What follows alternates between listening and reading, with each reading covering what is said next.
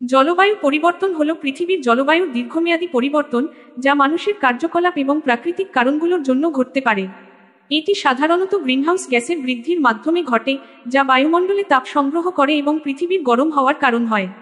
জলবায়ু পরিবর্তনের কয়েকটি মূল কারণ হল গ্রিনহাউস গ্যাস, বিভিন্ন শিল্প কর্মকাণ্ড, যানবাহন এবং কৃষি কাজের ফলে কার্বন ডাই অক্সাইড, মিথেন এবং নাইট্রাস অক্সাইডের মতো গ্যাসগুলির মুক্তি ঘটে। বন উজাড়, গাছপালা কেটে ফেলার ফলে কার্বন শোষণের ক্ষমতা কমে যায়, যা বায়ুমণ্ডলে গ্যাসের স্তর বাড়িয়ে দেয়।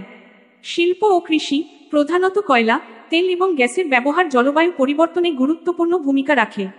এর প্রভাবগুলোর মধ্যে রয়েছে পরিবেশে তাপমাত্রার বৃদ্ধি, অতিবৃষ্টি এবং খরার মতো আবহাওয়ার অবস্থার পরিবর্তন, সাগরের স্তরের উত্থান, বাস্তুতন্ত্রের ক্ষতি।